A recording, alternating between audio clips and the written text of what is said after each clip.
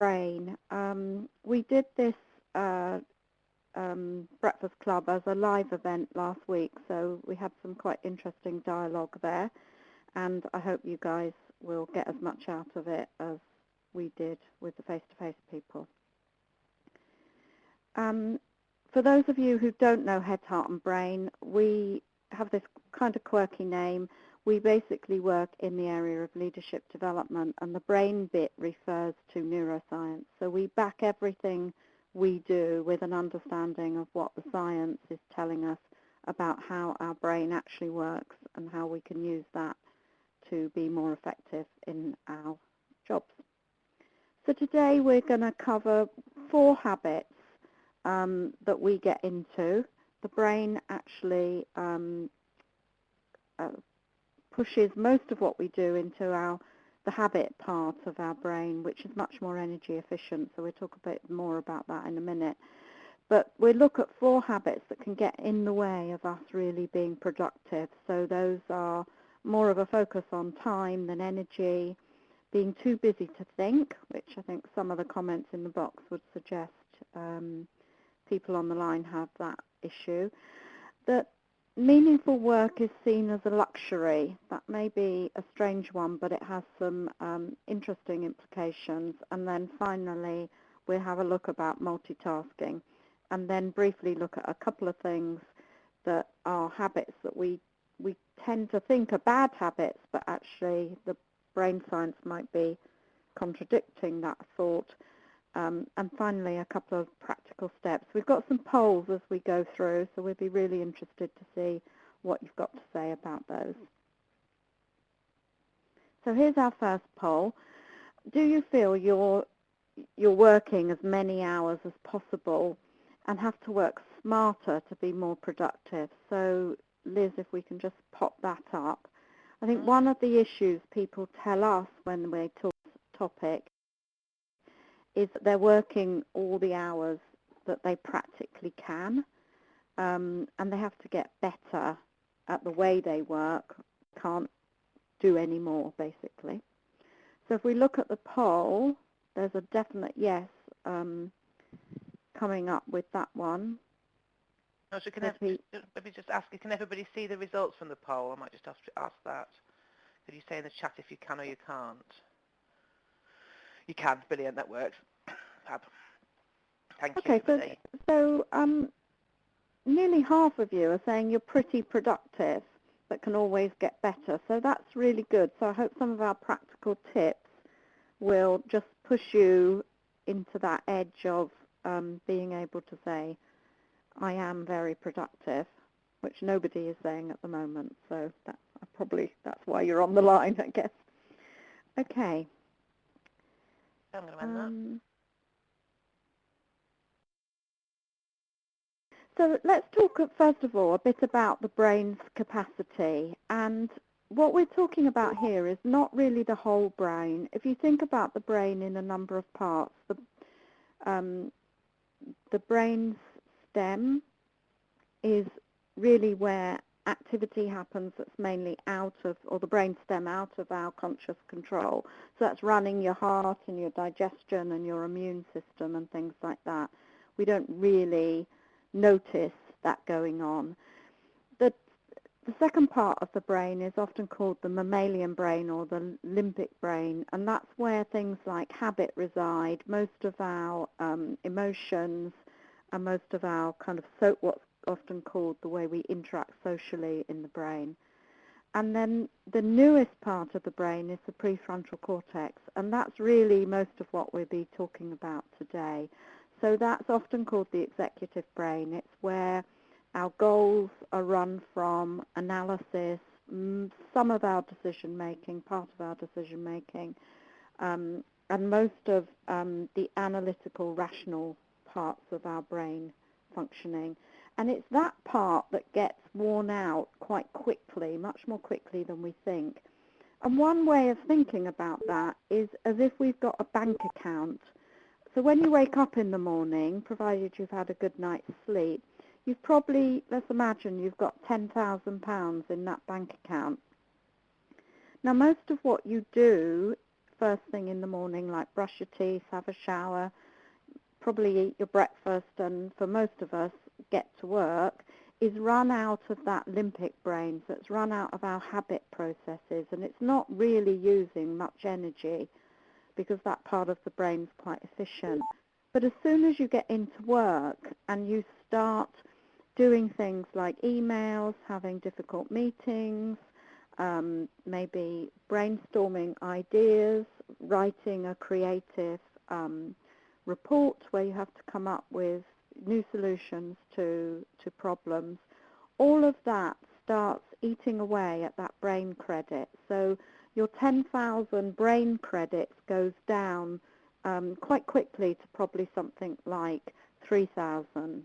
And then if towards the sort of 2 to 2.5 hours in, if you then start doing some more quite challenging work, maybe having a brainstorming meeting with your team or finishing off that difficult report, you can quickly be in a situation where you've used all of your brain credits. So this is just an analogy, and the numbers are illustrative, but what it's basically telling us is that in an hour or an hour and a half, if we're using that prefrontal cortex part of the brain, we've quickly run out of credits, and we need to take a break, a brain break if you like, in order to get the brain back working at its full capacity. And you'll know this is happening when you start doing things like filing your emails when you ought to be writing that report, or going for a wander around the office, or chatting with someone when you've got something quite urgent to do. That's your brain basically signaling to you that you need to take a break. Does that feel familiar to people? Is that some of what they kind of find themselves doing? Mm-hmm. So related to that, so I can see lots of people saying yes, definitely. So related to that brain capacity is that we tend to focus on time rather than our brain energy. And again, if you think about the way you work, I'm going to kind of give you a couple of little scenarios here. So one is a lady called Helen. And Helen comes into work first thing in the morning. She sits down, she puts her head down, she barely says good morning to anyone, and she's off at her computer immediately. And she works like that for most of the day, with the only really break in her computer work is to rush off to meetings. She works through lunch, and you know, by the end of the day, she's absolutely exhausted. Now, because she's working like that, she intuitively starts working at something like 80% of her capacity. By lunchtime, she's down to 60%, and by 4 o'clock, she's probably at about 40%. She's also making quite a lot of mistakes along the way and finding she's having to kind of go back and rework. She doesn't really enjoy her job very much because she always feels a bit under pressure and exhausted. And then we've got her colleague, Nick. Now, Nick works in quite a different way, and some people in the office think he's quite lazy. So Nick comes in at about the same time as Helen, and he gets down to work quite quickly. And he has the habit of actually working on things like a report that you might have to do, and people find they don't get responses from Nick first thing in the morning to emails. That tends to happen later in the day. He works for about an hour, maybe 90 minutes, and then he takes a break. And he might go for a walk, or he might go and get a cup of coffee, but rather than drinking it at his desk, he'll drink it in the coffee room. At lunchtime, he always goes out. He either goes for a walk, he goes to the gym, or he has a proper lunch out with friends. And then in the afternoon, around 3:30, he sits back, he closes his eyes, and he takes a break. Sometimes he even has a nap. Sometimes he just lets his mind wander. And then later on, at the end of the day, he takes a 15-minute break and he reviews everything he's learnt during the day and makes a list of the things he's going to do the next day. And he knows from research that people who do this are something like 23% more productive than people who don't. Now, I don't know, which one of those two kind of is the way you work? Are you a Helen or are you a Nick? And let's have a little look about what actually happens. So there's a poll here that you can answer that question on. I'm so engrossed in it.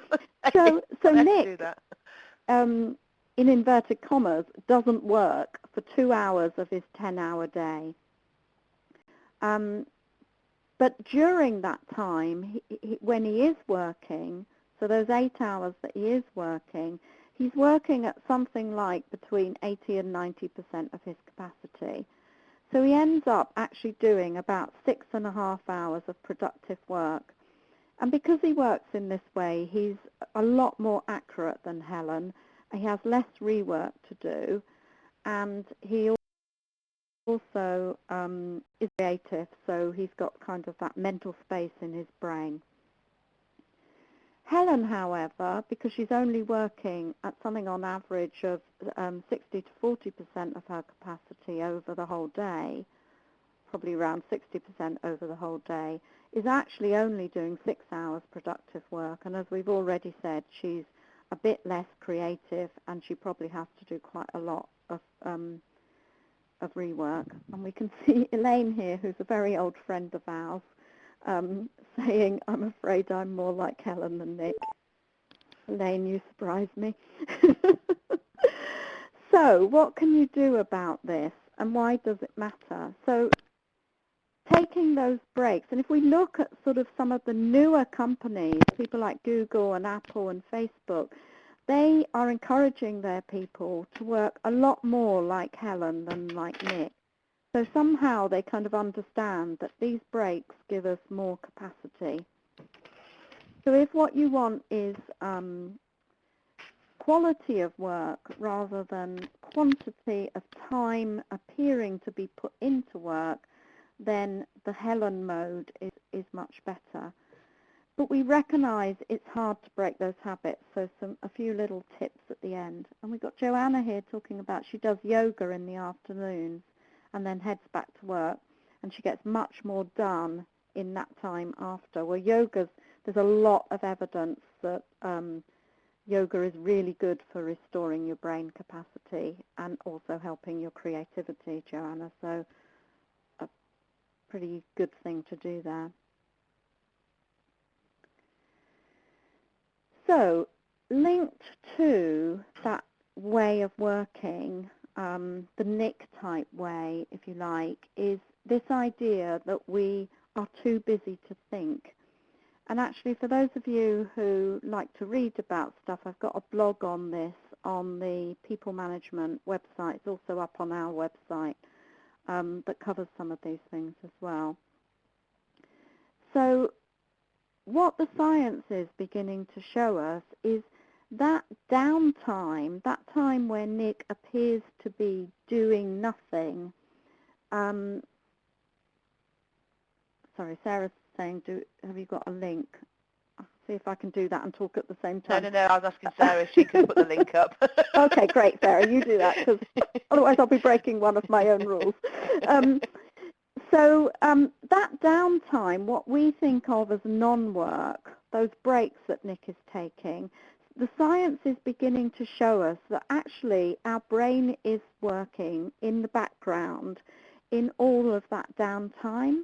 And for me, this is one of the most important messages that we've got in this webinar this morning. So and you kind of know this, so if you think about when you take a break, what's going on in your brain is you're doing things like mentally rehearsing the meeting that's coming up with your boss, or you're recalling something that you've learned and how it attaches to other things you already know, how it links up with other things you already know.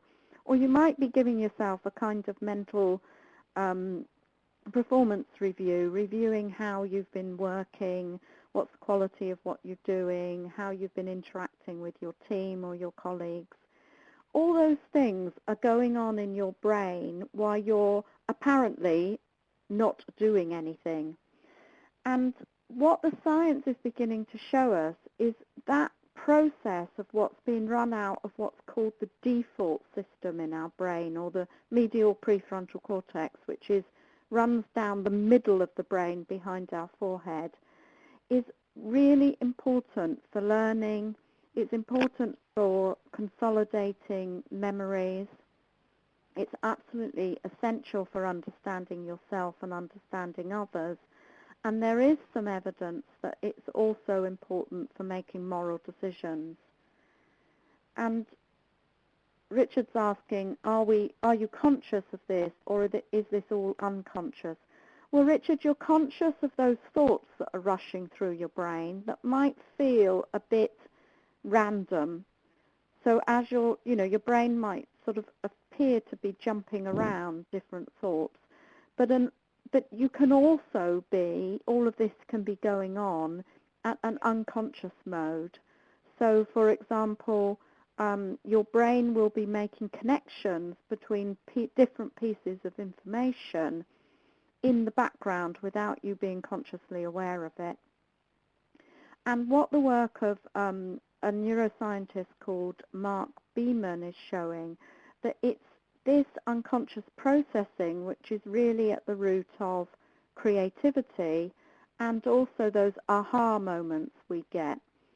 So those moments when the answer to a problem pops into our mind. And again, you're probably aware that those things tend to happen when you're taking a walk, when you're in the shower, maybe when you're at the gym, when you're in that non-conscious processing mode. So what the science is beginning to tell us is this non-work, as we tend to think of it in business, is probably when your brain is doing more processing than it is when you're consciously trying to solve problems and consciously trying to work. And, one of the greatest things we can do is actually give ourselves this opportunity to mind wander and allow this unconscious processing to actually happen. So I don't know what people think about that, and if they recognize that time when they're apparently doing nothing, but actually their brain is doing an awful lot for them. So the link to this is, just for those of you who are interested, it's on the blog for People Management magazine, or you can find it on our website. And the article is called something like, Are you too busy? Are you busy or are you thinking? Carol's saying she gets her best ideas in the middle of the night. Gosh, Carol, does that mean that you're awake in the middle of the night to get those ideas? And one of the things about these aha moments is we often get brilliant ideas like in the middle of the night, but we then forget them quite quickly. So one trick is to carry with you a little book and note them down and then review them later, particularly if you're awake in the middle of the night, because that allows you to go back to sleep and get it out of your brain and onto a piece of paper. Yeah, so Carol says she's got a notebook at the side of her bed. And then we've got people saying sometimes when their job's horrible and unmanageable, you never have the thinking time. Exactly. But it's actually those horrible jobs that is when we need this the most, because they will help us come up with those difficult solutions. So Jenny, you mentioned about how difficult it is to get some time because the office is so noisy.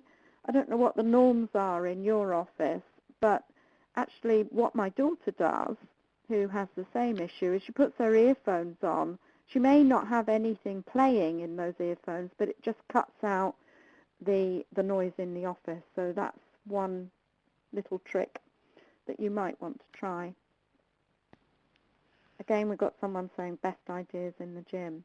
So you kind of know this is right. You just need to get into the habit of building some of that thinking time, or that downtime even, rather than thinking time, into your day. And my advice would be start with 5 minutes and then build from there. So lots of people coming up with good ideas here. Good idea might stop people interrupting you as well, says Carol. Yep, people tend not to interrupt you when you've got your earphones in. Okay, so let's look at habit number 3. I'm conscious of time here. Meaningful work is a luxury. I think most of us have got into the habit of expecting to be bored at work most of the time, or to be doing stuff that's a bit like drudgery. And some recent research has found that actually if we're doing meaningful work, we're also much more energized, and that even if we do work that is very boring and then we're offered work that's interesting and meaningful, it replenishes our energy even though we start that work tired. And again, if we're doing meaningful work, when we have to do some of the boring stuff, we're able to do it with a lot more interest and a lot more energy. But we can manipulate this, and the work of Csikszentmihalyi has looked at this concept of flow. So flow is that state when things are just going really well. It's often used in sport. It's what Andy Murray didn't manage to get in the Australian Open at the weekend. So it's when, you get asked questions and you completely know the answer, you're able to really respond well, and you know you're making progress against your goals. And what the research has shown is that that's achieved when there's a balance between the level of challenge of what we're doing and the level of our perceived ability. And you can manipulate that by reducing the level of challenge by chunking down, making the tasks smaller and doing the things that you are able to do. Or if it's a boring job, by doing it in a new way so that you actually stretch your skills. And Richard, you're asking here, is there research on the best break to have? I think that's quite individual to people, but certainly a doing nothing break is important. So not thinking. Meditation is extremely powerful way of giving your mind a break, and also helps you to develop a way of focusing. And anything that's to do with exercise, so anything that gets you actually moving, pushes more oxygen into your brain and will be a good quality way of having a break for your brain. So Carol's also saying, I always do something routine after doing something stressful. Yeah, and that's a really good strategy as well, Carol, because the routine bit will be coming out of your habit part of your brain, the basal ganglia, rather than using your prefrontal cortex.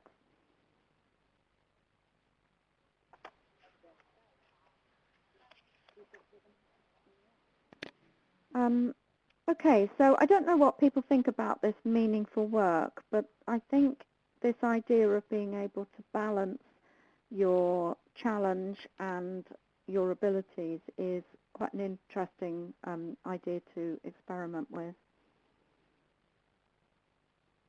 So Alan's agreeing with me on the meditation mindfulness piece. And mindfulness doesn't all have to be just about meditation. We can be mindful at work by really just noticing more.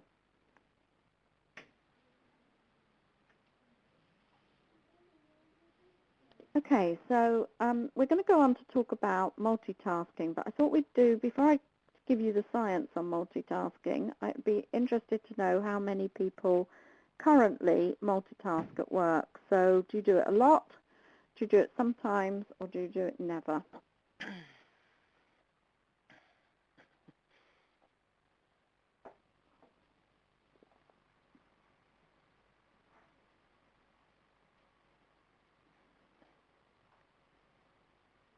I've got a few people saying yes, they do it even though they know it's terrible. There's been quite a lot of popular press on multitasking, so you might know some of this research already. And someone else is here saying that there's research that I know it's not effective. Yep, that's absolutely right. And we've got Emma saying it is necessary. Well, let's see if you still think that at the end of this little section, Emma. Okay, so let's look at what the science is telling us about multitasking.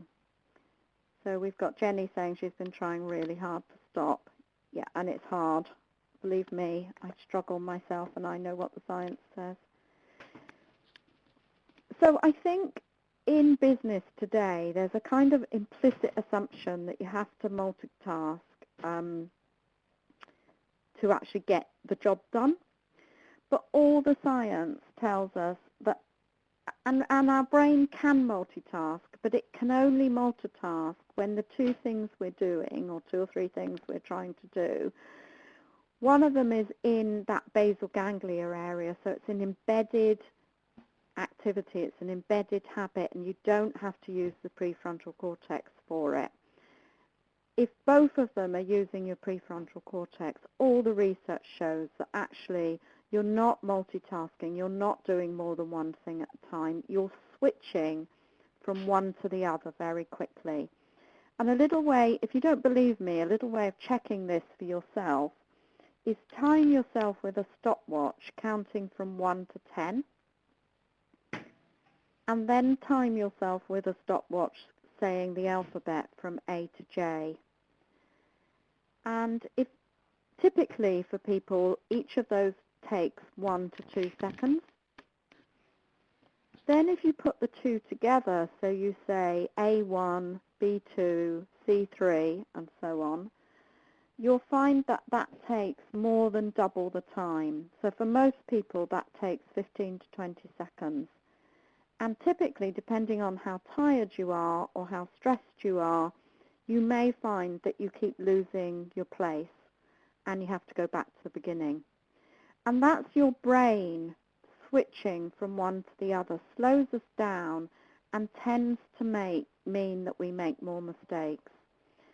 And some interesting research from University College London shows that actually when we multitask, particularly between different electronic devices, so those pop-ups that come when it says you've got an email, or the buzz that you get when you've got a new message coming in on your phone, lowers our IQ by something like 10 points. The other interesting research, which some of you are kind of referring to here in the chat, is that we multitask. People who think they're good at multitasking actually are probably the worst at it. So some research that was done recently showed that those who rated themselves as pro-multitaskers were actually the least effective at it, and the people who multitasked the least were better at it. The other issue with multitasking is it impacts our memory. If we're constantly interrupted when we're trying to remember something, it interferes with it going into our long-term memory. So I know it's really hard and that people kind of expect you to do it, and we are all get into the habit of doing it, but understand it is just a habit. And the best way to start to stop multitasking is to set yourself one small goal. So turn your email alerts off, for example, or turn the chat box off on your computer at least for half an hour a day. And linking to Jess's comment on saying no, this might be an interesting start on saying no to at least people expecting you multitasking. Maybe we'll talk at the end a bit more about saying no to just volume. So that's multitasking. So those are the 4 habits that can really get in the way of us, being effective at work and actually using the full capacity of our brain.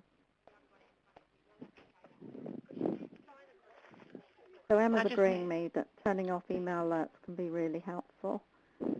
Whilst that's I've going got on, a Jan, new I'm just going computer and I was really struggling with getting mine turned off. It was terribly distracting. Whilst people are typing, I'm just going to mute everybody and then unmute ourselves because it's getting a little bit noisy. Just bear me a second.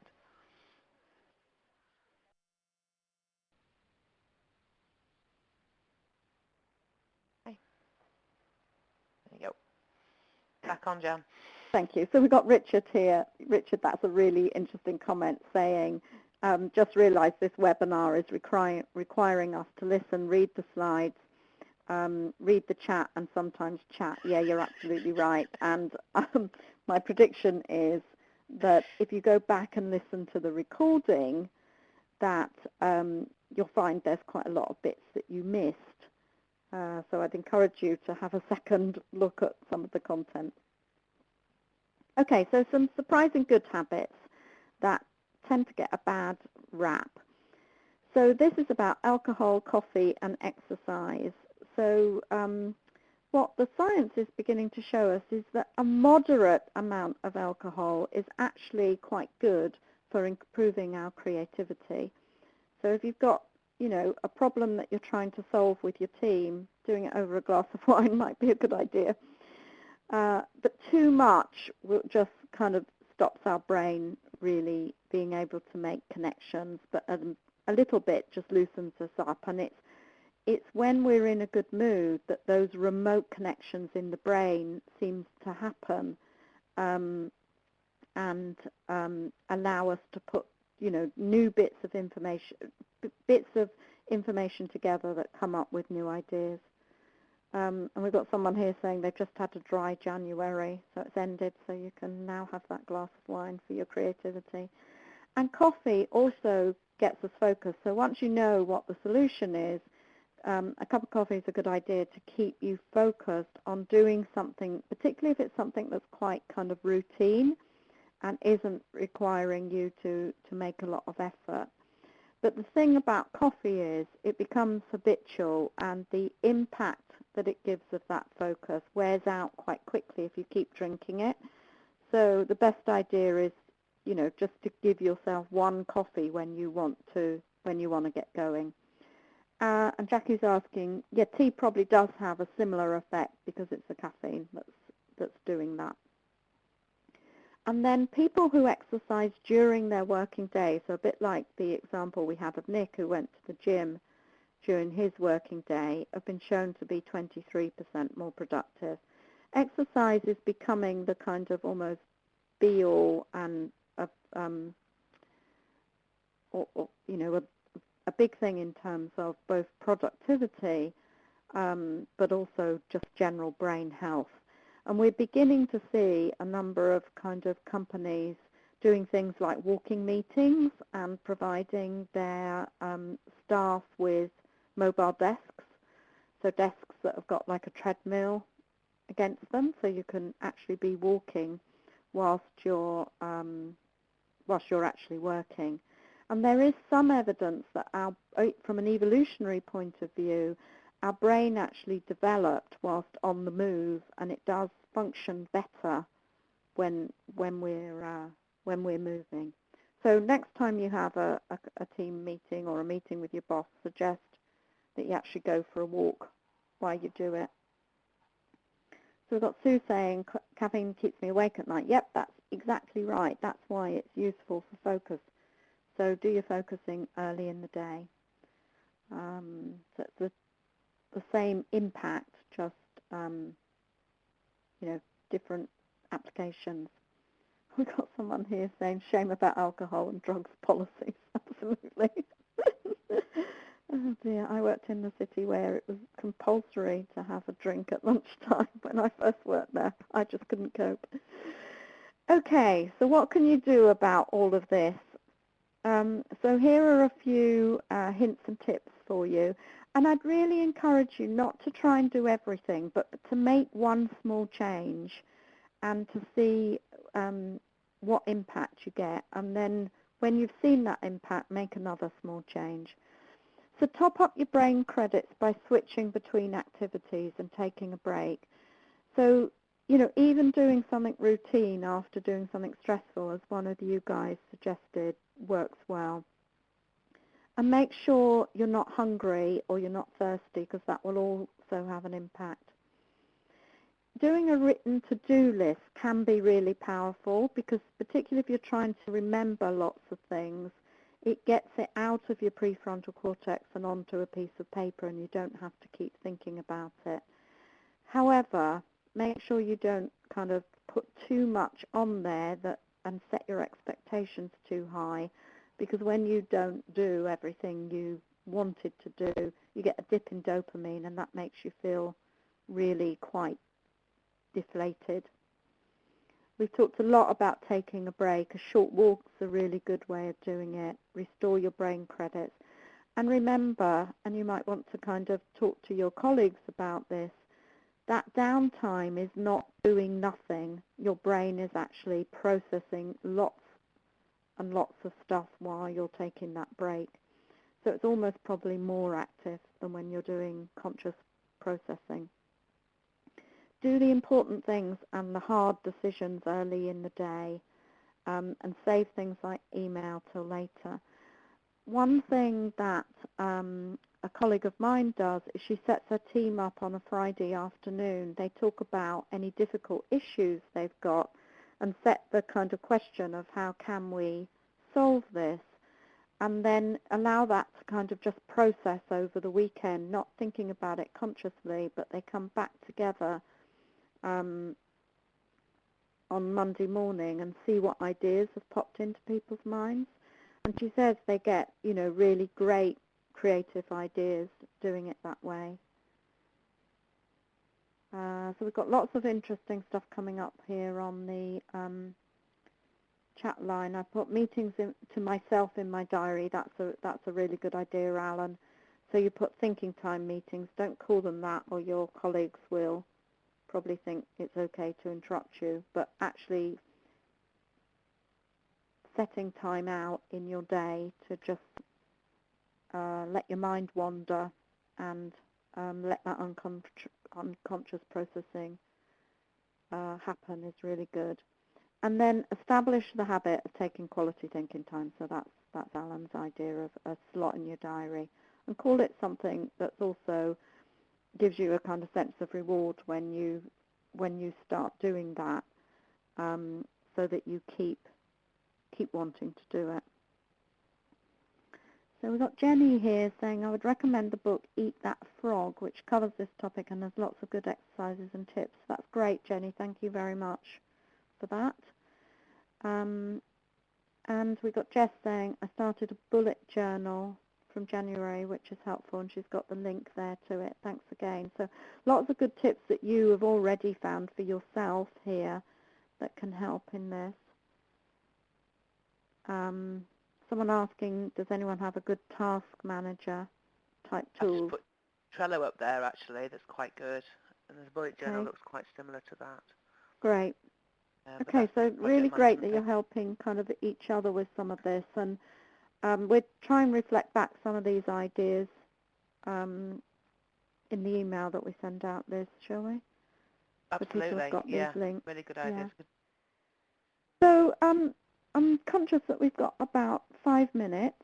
Someone's mentioning mind mapping. That's also a really good idea. Works a bit like the to-do list, allows us to keep complicated concepts out of our prefrontal cortex that trigger the memory.